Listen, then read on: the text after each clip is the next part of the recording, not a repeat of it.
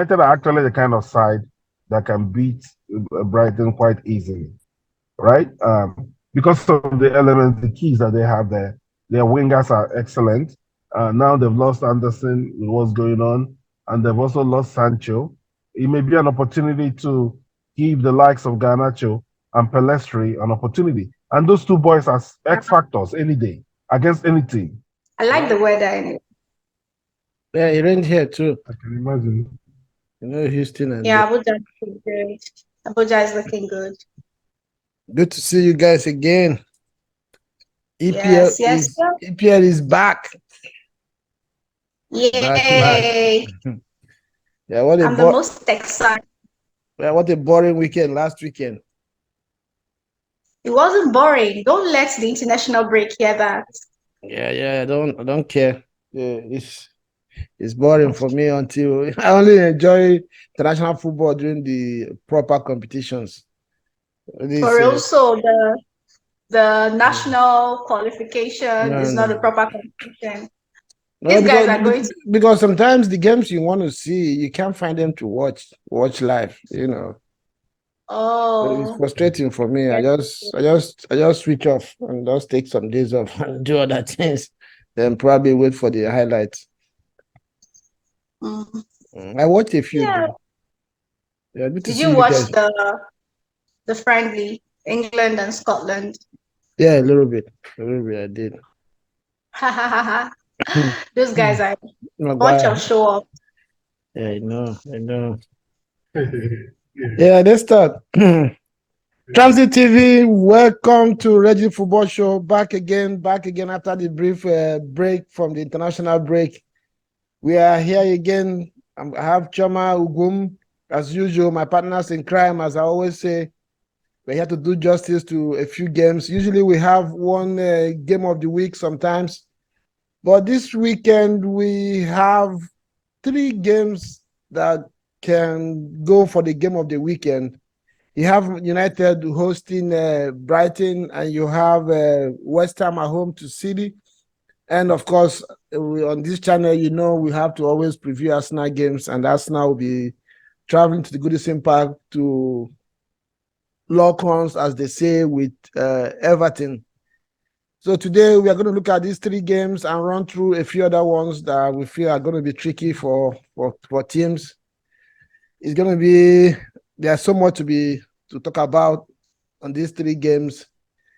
So we are here. First of all, before we go on, let's acknowledge our viewers. You're doing bids for us in our subscription numbers is really going up. We are still not yet 2,000 yet. You know, the target we set for ourselves this month was to hit 2,000 subscribers at the end of September. We are on en route that, but I can see some major movements on that area. Please, we are begging you, subscribe. A lot of people are watching our content, and we can see you guys are enjoying them. Maybe you forget sometimes, but right now, as I'm talking, can you just quickly click the subscription button and notification button as well, share our content, and let's get on to this show. Chioma, we can see you're looking all natural, pure African lady look today. What's this about? Is it for 3 points for Arsenal, or you're rooting for West Ham this time around to help us stop this perfect start the season for City? Welcome to the show, Chioma, and we're happy to have you again. Thank you, Reggie. Good to be here. Hi, Boom. Thank you for coming on, always making the atmosphere beautiful. I'm shouting out to our viewers today. So the reason why I'm wearing this look is because my wig went on an international break in solidarity for Nigerian team.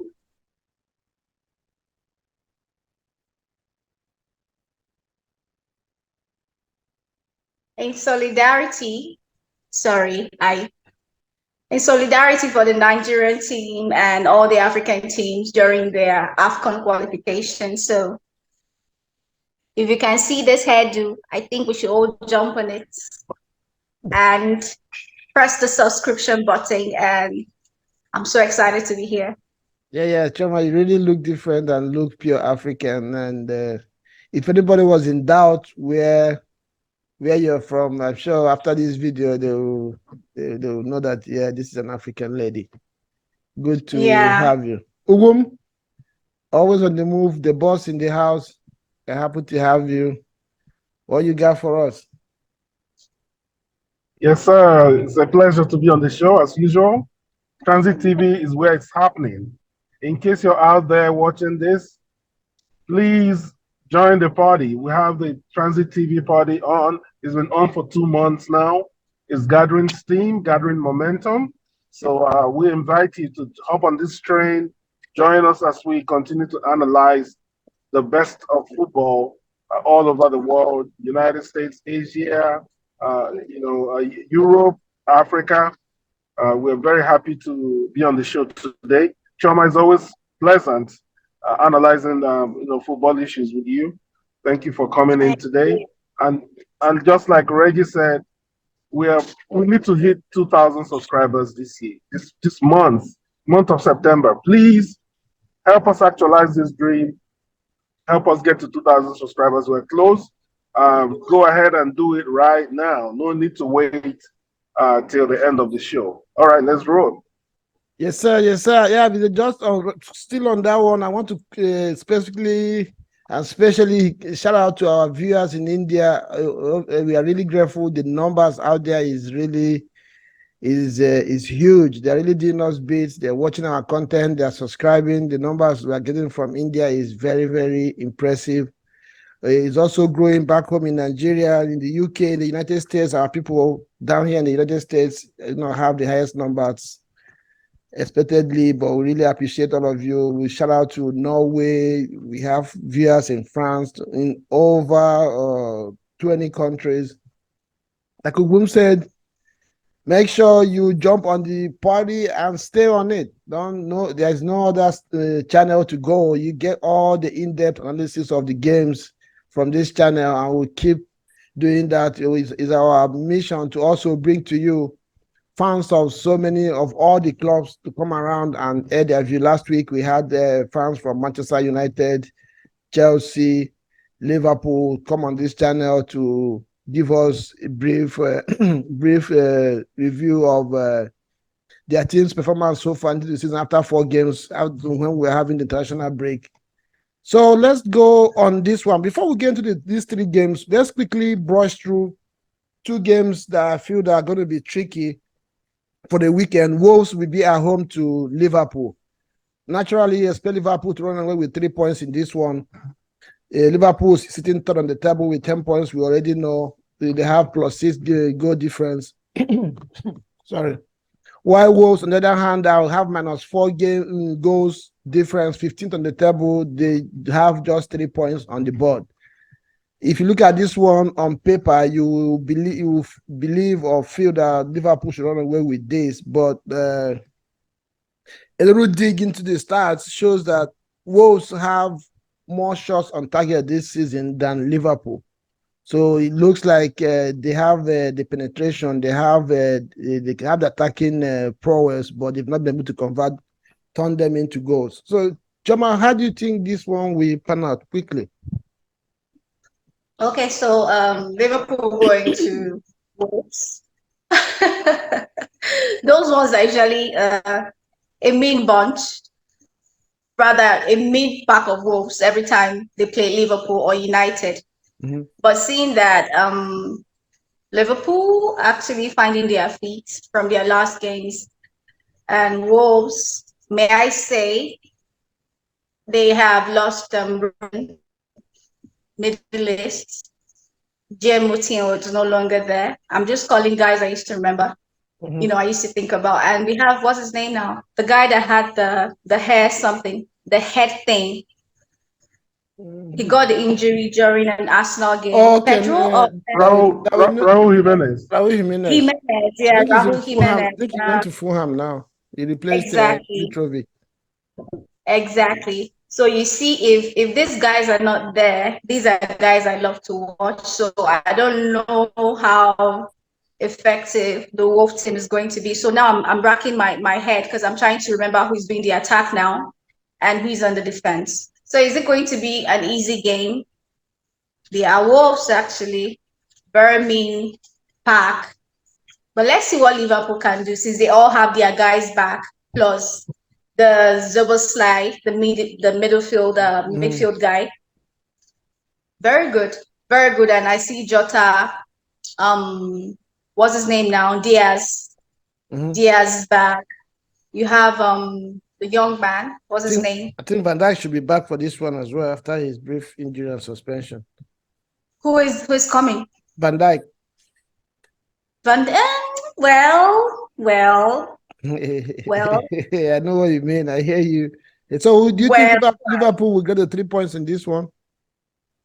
Yeah, but it's not going to be easy. Yeah, I think I agree with you. Wolves is a team that can play football. They do well up until they get into the box. It's a team that can create chances, that can worry you. We remember their first game of the season, they ran over United like nobody was in that midfield. This young man, Neto, is always a threat coming from the left. He has a lot of trickery. So like I said, it's going to be a tricky one for Liverpool. I expect them to win, but it could go wrong for them if they don't manage to get the first goal. It might be a little bit tricky for Liverpool. Ugum, let's look at Aston Villa is going to be playing at home against Crystal Palace. Crystal Palace 7th on the table. They have 3.8 SG, while Aston Villa has 4.8. Aston Villa is sitting 10th on the table. Unexpectedly, Aston Villa is a team based on what they did last season and their transfer activities. I was expecting them to do better this season, which is still not late. Just 4 games out, but 10th on the table right now with all these teams ahead of you is a little bit tricky. How do you expect this one to pan out? I think that Aston Villa definitely needed this break. They invested very heavily in their squad over the summer, and they didn't start well. Comparing to the investment that they did in the squad, they didn't start well at all. And sometimes when this kind of thing happens, you want to break as soon as possible so you can recalibrate and kind of check out the options you have in the team. Yuri Tillemans had an interview with Belgium when he went for the break, and he said that he had spoken to Unai Emery, and Emery promised him. Emery said, "Hey, listen, I'm going to give you time to play." It's strange that someone like Yuri Tillemans is a reserve player for Aston Villa. That would tell you the kind of investment that these guys did in their squad. They have some major talents in their midfield and attack, and even their defense. So I see them, coming back and saying, "Hey, listen, guys, we need to wake up. The EPL is not a league that you start badly and plan to recover later. You need to recover as soon as possible." So I think they will want to recover starting from this game, that's coming up against Crystal Palace. On the other hand, they are facing a very formidable Crystal Palace side, coached by a very wise man in Roy Hodgson. He has an array of talented young players. Eberechi had a little cameo for England over the break, and he's there. He's their main man now. He's been given a free role. Very skillful on the ball, can dribble past any player. I was watching a clip of what he did to Arsenal players in their game a couple of weeks back. That dude can play, man. So he's gonna always be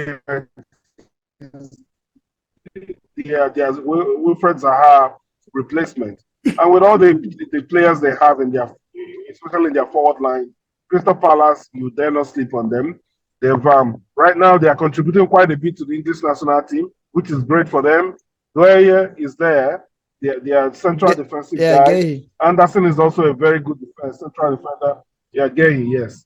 And so it's going to be a real good matchup. I think it's a very interesting game to watch, and you did well by highlighting it. I would call this a draw, really. I don't see anybody being clear favorites, mainly because Roy Hodgson is a very good tactician. He's going to have to find a way to neutralize Aston Villa, and Aston Villa are not very high on confidence right now. So I see that game ending in a draw. Yeah, I think I kind of agree with you on one hand, but Aston Villa need points on the board. I think they're going to go all out for this one, knowing Emery. And Roy Hodgson would like to consolidate the position on the table by not going all guns blazing and try to not concede. So it's going to be a little bit, like you said, it's going to be a tough game to play, an interesting one to watch. For me, I don't think I will miss this game this weekend. It's going to really show us exactly, because these are two teams that are almost on the same level in terms of quality and class. They have two coaches on the sidelines that know what it takes to play at the top level. So let's see how this one is going to pan out. Games. Go ahead, Chioma. I just wanted to, throw some light on the Crystal Palace thing. We talked about how deep their team can be, looking good. Mm-hmm. When they played Arsenal, I noticed Guehi, as usual, point man behind, running up and down, and then you have Eberechi Eze, and then Olise had to sit out because he was injured. Mm-hmm. So that's understandable. But Edouard is a forward. Mm-hmm. Do we know how many touches Edouard got as a forward? Even with Ebere running up and down trying to give him passes. So if Edouard is not going to step up for this game, they will lose it and it won't look good. Because all I see in Ebere's wing is him running around, making, defenders, attackers very dizzy. He gets to a point where he needs to pass the ball to Edouard, and Edouard is either late or Edouard doesn't convert. Yeah. So if the same thing happens with Arsenal, because believe me, that Crystal Palace Arsenal game was very tight, pressing neck tight. And if Edouard was very focused and knew what to do with the ball, I think we should have been telling a different story. So Edouard has a job, a role to play. Yeah, I think you're right. It's just that, this is what happens when they are changed to manager. That guy was very effective under Patrick Vieira. I remember our first game, then Vieira took over. Vieira was a cameo. Patrick Vieira of how many? Yeah, that's what I'm saying. Then the guy, home and away that season, he really troubled us. I think he got 2 goals, 1 goal at home and 1 goal away to Arsenal. That was the season. I think they beat us at home, or we played a draw, and in their own house. I can't remember now. Yeah, we see how that goes. It's going to be an interesting game for sure. Either it's to be a draw, or one side will really surprise the other. But I have a feeling that Aston Villa will come out of this one tops, because they need to consolidate their position on the table. Games of the weekend. This week, we don't have game of the weekend. We have games of the weekend. And we're going to start with at Old Trafford. United is going to be at home to Brighton. Right now, more than half of the news coming out from the EPL has to do with Old Trafford. You have Anthony with his issue. Jadon Sancho is going back and forth with his coach. What's his name? Greenwood. The news came out last week. Rashford, the injuries. Harry Maguire. Sorry, man. Harry Maguire. We know what's going on with him, the national team. He has his issues in the club. Going to the national team again, he can't just get a breath of fresh air from anywhere. It's just so much going on and off the pitch for United right now. I've also heard within the week that Phil Jones also came back and was training at Old Trafford. So it's just they can't just get it right in any shape or form right now. On the other hand, Brighton is a team that is firing on all cylinders, causing troubles for teams they come against. Though sometimes they tend to lose unexpectedly with high numbers. So this one is going to be a very, very, very important game for both sides. especially for United. United need to start putting the points on the table. Then again, let me just refresh your memory. 5 times these two teams have met in the last 5 meetings. Brighton has beaten United 3 times. In fact, last season they did a double on United. Then United won just once. The second one was the 1-1 draw for FA Cup last season. I think it was semi-finals, and United won with penalties. So it's not Brighton is looking to be a team that is difficult for United to deal with this time around. I don't know what you guys think about this one. Ogum, you want to start us on this? Yes, it's going to be a tough one. Brighton are, I don't even know where to start. Of course, it's a team that I really like. Yeah, that's I your like team. their coach. Yeah, their coach is good. He knows what he's doing. Has a clear plan. And how you know a good side is when you take out 1 or 2 key elements. The side doesn't change for the worse overnight. They keep going even when some of their best elements have been taken away. They're still replacing them and still forging ahead. So they are a formidable side any day. But like Reggie has pointed out previously, and I've started a bit to believe it. They are not quite there yet as far as consistency is concerned, and there are ways to get at them. It's not quite as easy as it would look to get at them, but if you know how to plan for them, you can beat them. And I think that for everything happening for you with United are actually the kind of side that can beat Brighton quite easily, right? Because of the elements, the keys that they have there. Their wingers are excellent. Now they've lost Anderson with what's going on, and they've also lost Sancho.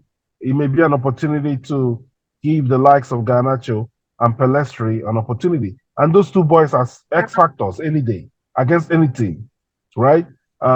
Those 2 boys, if deployed and given the confidence, can win games for you any day, anytime. That's one of the actually things that Manchester United has going for it as a club. Those 2 young boys. So, with them there now, I see if they are used properly in that game against Brighton, there's a chance that with Rashford, there's a chance that they can use their wings to do, just kind of soak up the pressure a little bit and hit on the counter. The only problem they might have is soaking up that pressure. Brighton have found a way to score goals. They score goals. They're scoring goals in numbers, right? And if you allow them to score many goals against you, you may not be able to get as many goals against them as you wish, right? That may be the problem. Ferguson is on fire. The young boy, they're striking for them. Mm-hmm. And so it will be a case of United being able to secure themselves a bit better at the back. They haven't been very secure at the back. The midfield is pretty open.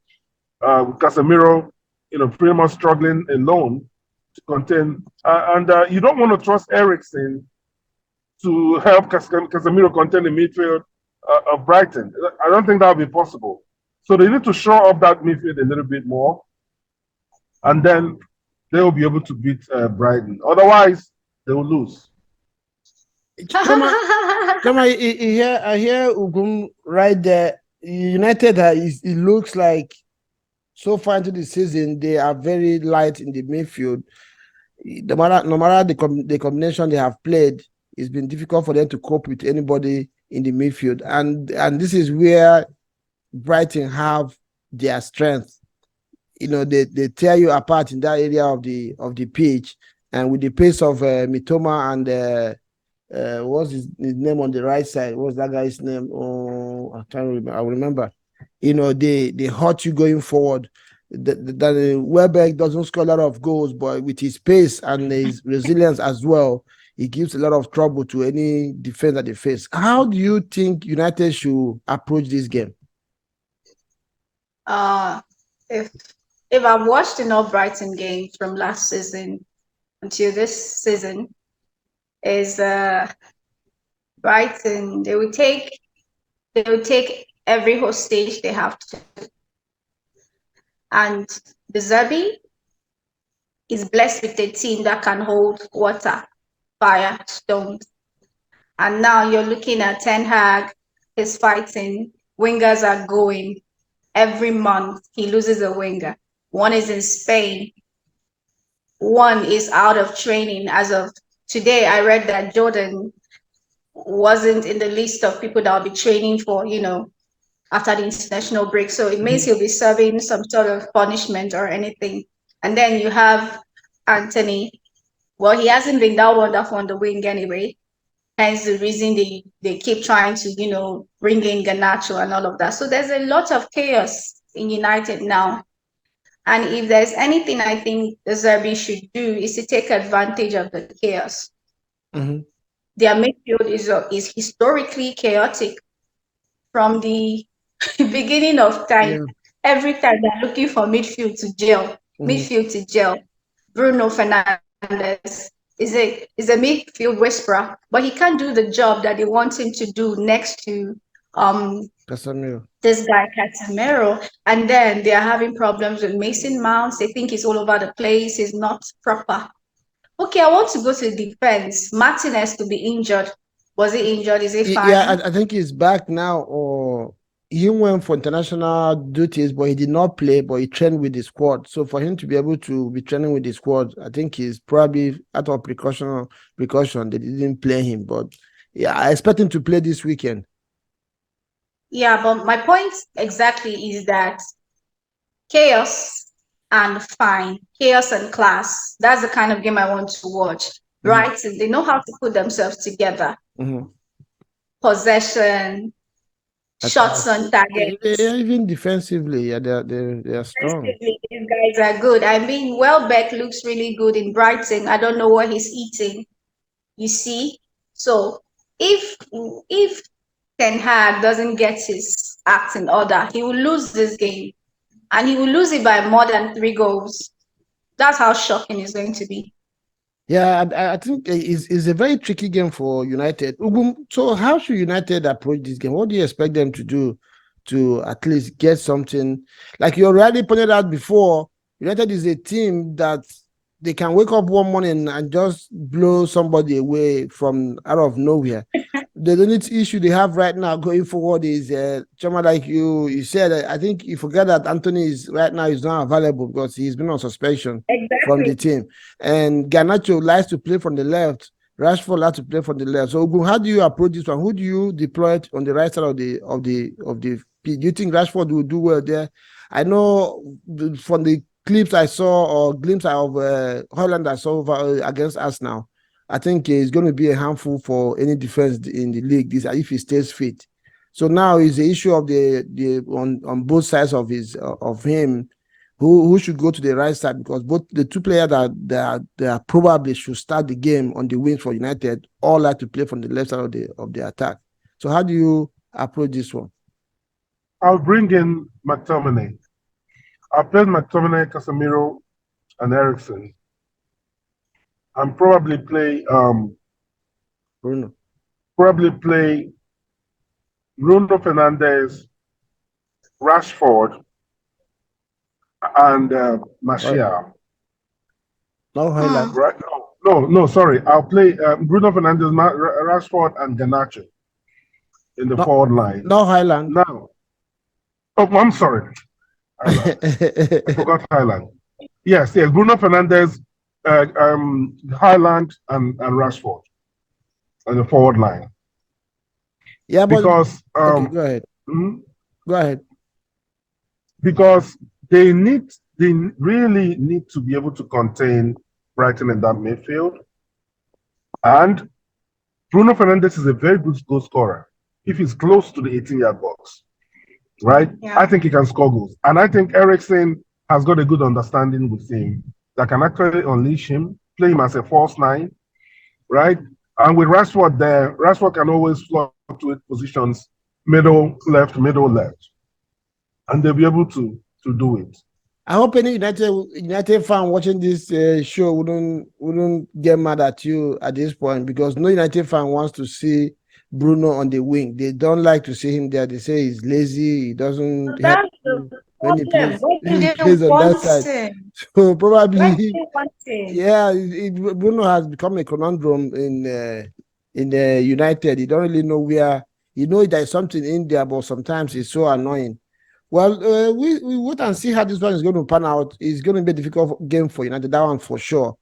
But I think Brighton might manage to run away with the 3 points in this one. The best United can get from this game will be a draw.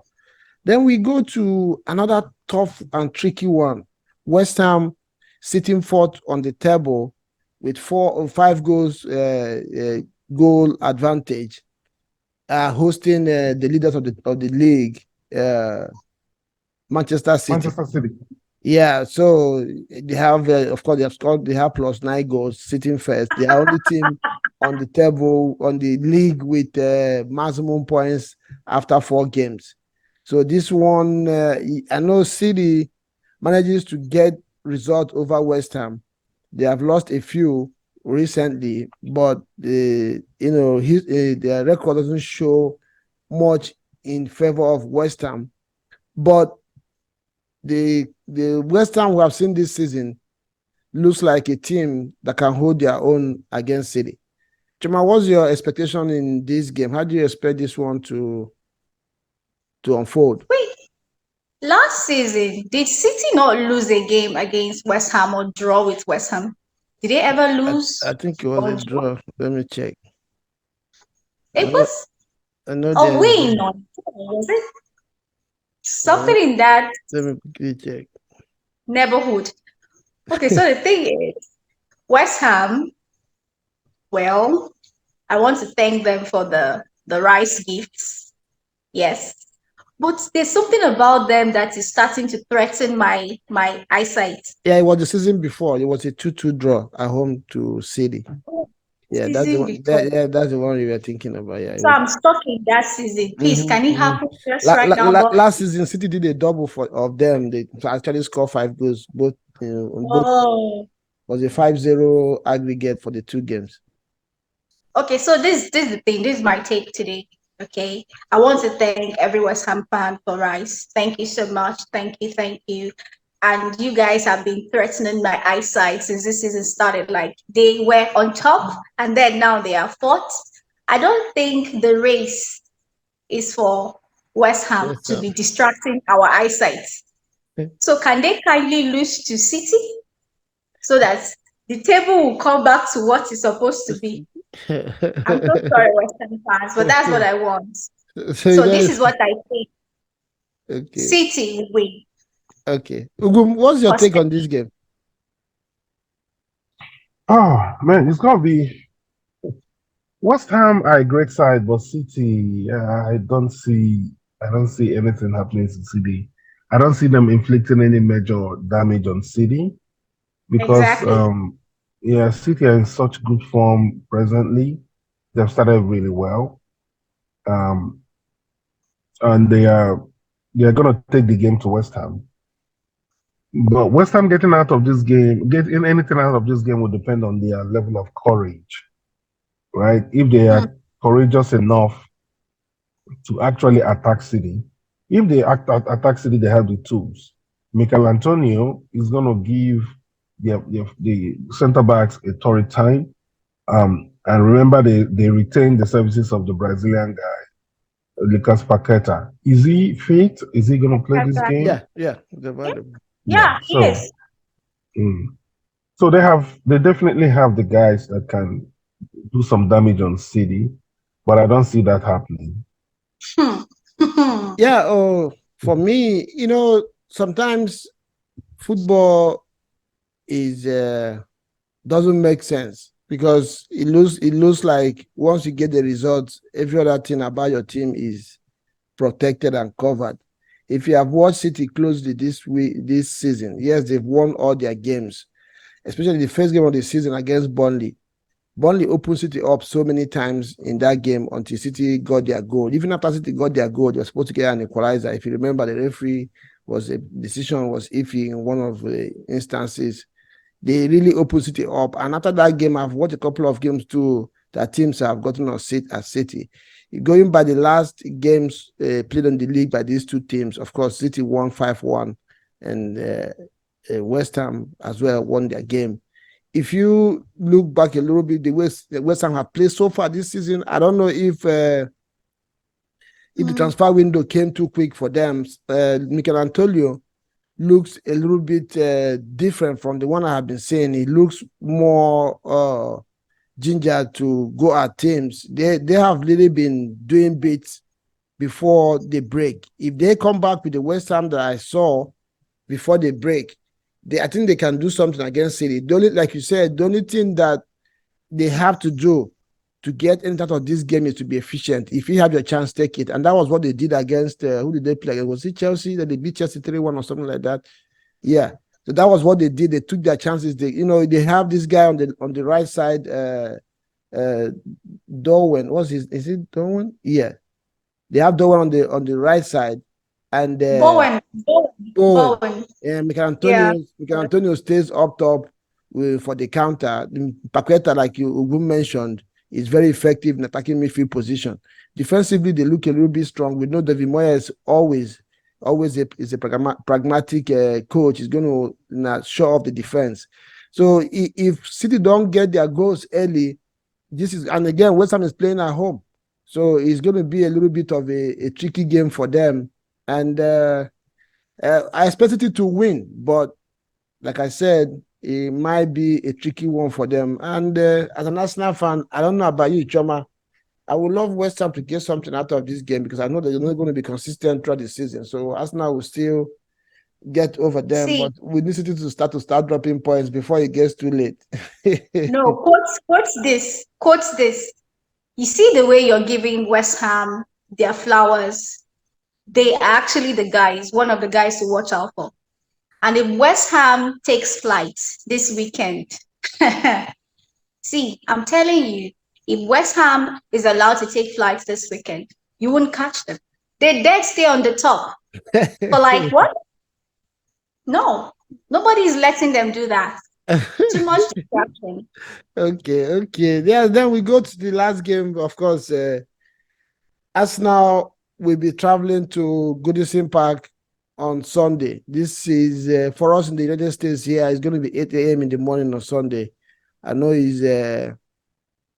that should be 2 p.m.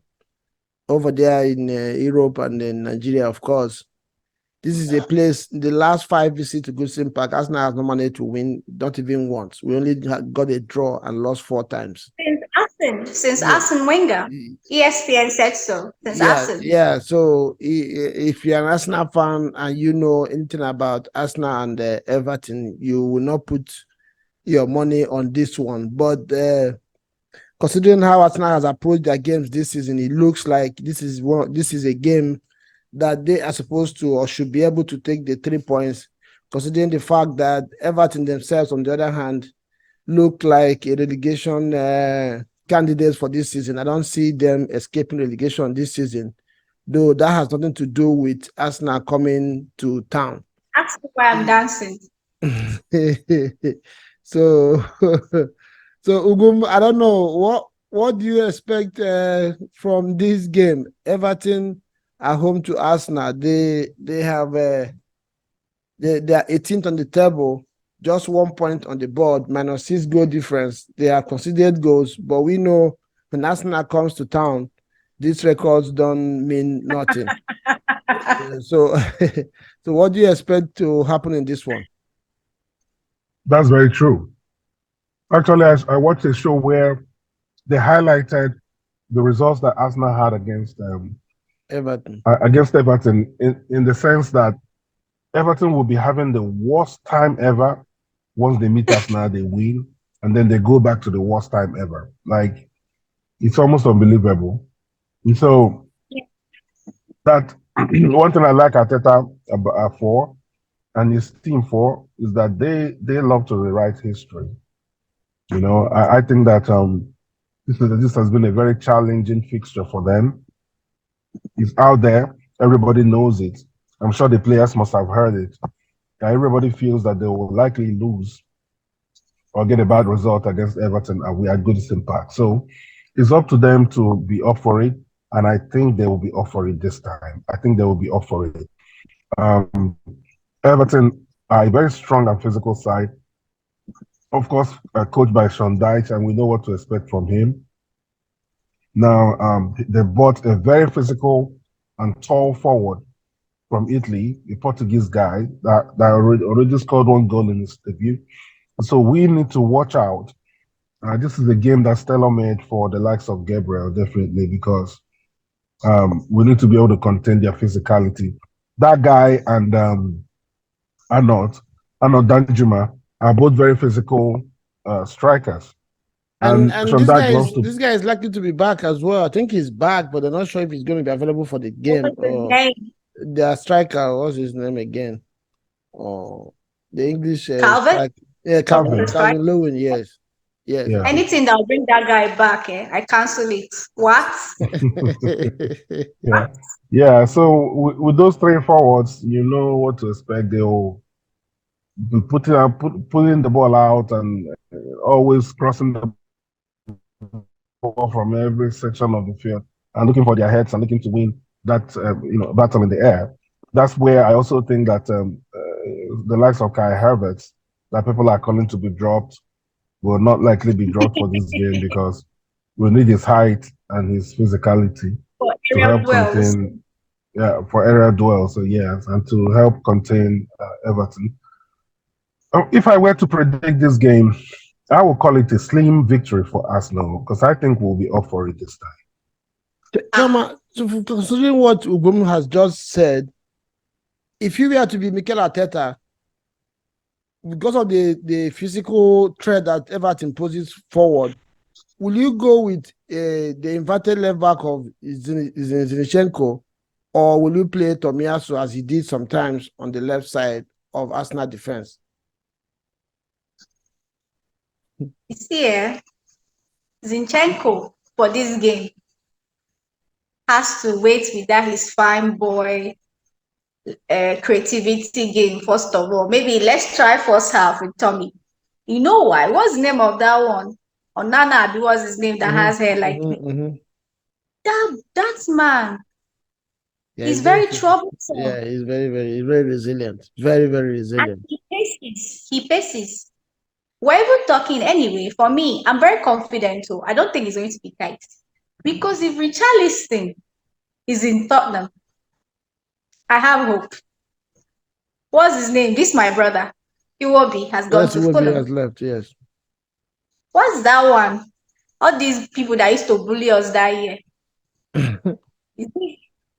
I'm trying to remember somebody. There's this guy I'm trying to remember. All these Everton. And that their defender is not a defender, B. What's his name? He's dark. He's not a defender. I think he's a forward. Okay, Dakore. Yeah. That guy. So for me, I think we have to start with Tommy. Thank God for Saliba, Gabriel, Magalhaes. Jesus, this is his match. I don't care what anybody says. But he needs to get like 2 goals for his start.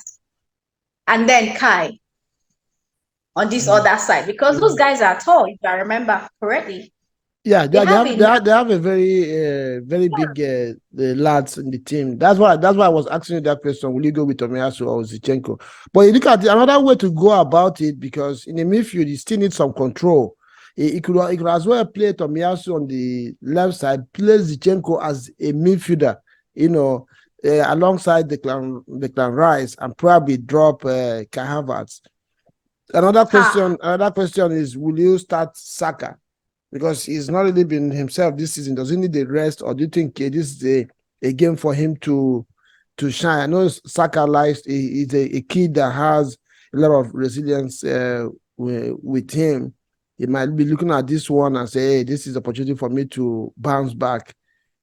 So there are so many options and that's one thing that Tata has managed to achieve this season with Arsenal squad. He has managed to create. People were criticizing him in the beginning of the season that he deviated from doing what he was doing last season. I think what he managed to use that to do is to create different options in the team. As a fan or as anybody looking in from outside now, he has all of a sudden developed different ways and created a squad where he can use players differently. Like you pointed out, Everton is a team that has very big lads all over the pitch, both in front and in the midfield. So you have to really be up for it, especially in the midfield, to be able to get anything out of them. So we need some physical presence in the midfield.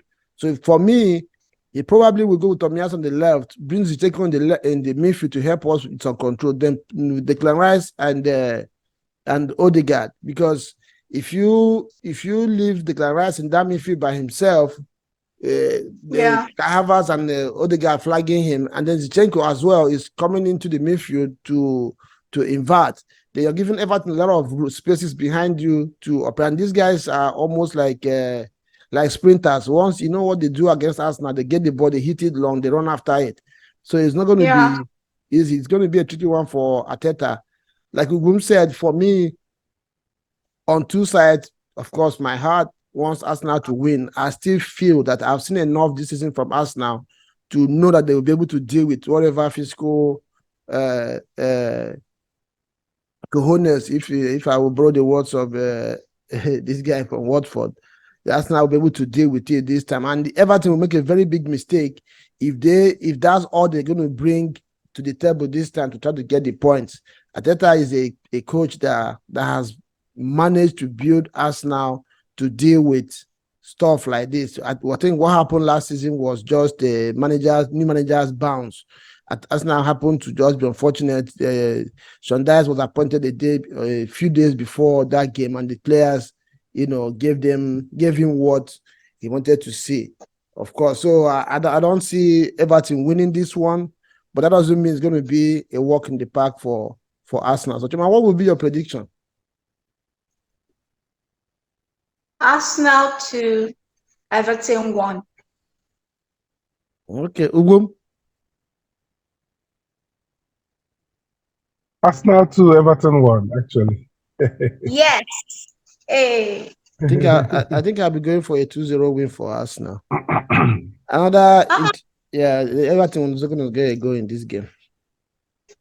It's not going to be like easy 2-0, maybe one goal, then towards the end of the game, they try to push to get the equalizer. Arsenal will hit them on the break and get a second one. For me, it will be a 2-0.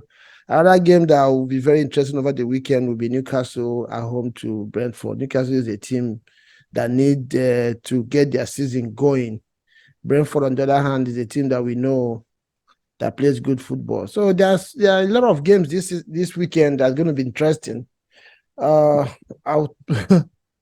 me, I'll make our time to watch as many games as possible. I don't know for you guys, EPL is really getting exciting. Before you probably have just 1 or 2 or 3 games to put your eye on, but this time around, every weekend is at least 5, 6 games that look to be very tasty. And again, we are seeing that this weekend.